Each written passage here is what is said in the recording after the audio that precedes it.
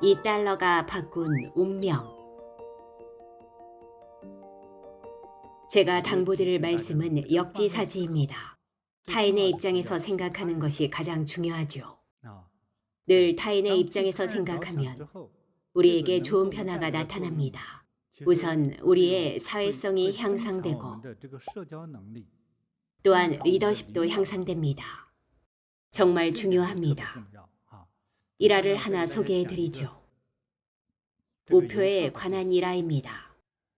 대략 80년 전쯤, 80여 년 전인 1920년대 미국은 경제 대공황 시기였습니다. 어떤 지역에서는 90% 이상의 중소기업이 문을 닫았습니다. 거의 다 닫은 셈이죠.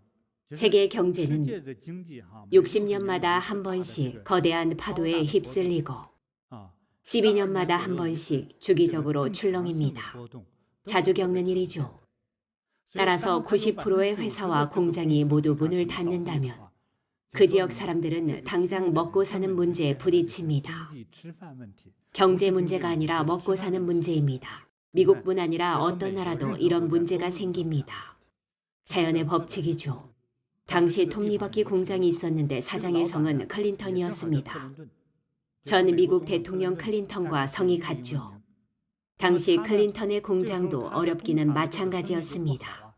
그래서 많은 아이디어와 조언을 구하고 싶었죠. 당시에는 지금의 휴대폰처럼 빠른 정보 전달 수단이 없었기 때문에 전통적인 우편 방식을 사용했습니다. 직접 편지를 썼습니다. 인쇄 시설조차 없는 것도 많았으니까요. 많은 친구들에게 편지를 썼습니다.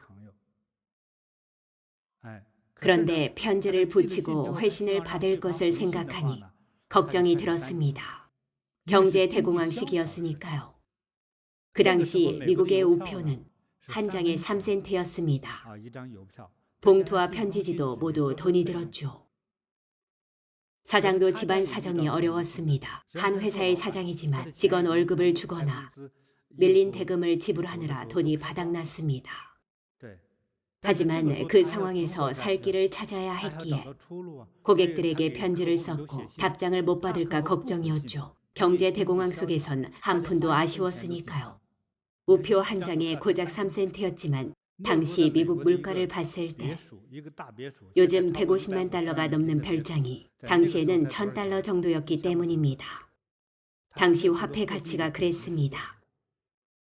사장은 고객들의 답장을 받기 위해 한 가지 방법을 생각했습니다. 편지에 2달러를 동봉하는 것이었죠. 고작 3센트짜리 우표였지만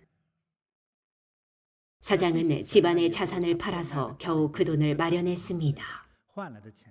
그렇게 편지를 붙였습니다. 편지를 받은 사람들은 모두 감동했죠. 참 의리 있는 사람이구나. 3센트짜리 회신 우표를 사고도 남았으니까요. 당시처럼 어려운 시기에는 쌀 한 줌이나 빵 한 조각을 얻은 것처럼 가뭄에 단비 같은 돈이었겠죠. 하늘이 내린 선물과 같았을 겁니다.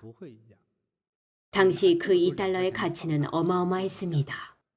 고객들은 다들 답장을 보내 많은 조언을 아끼지 않았습니다.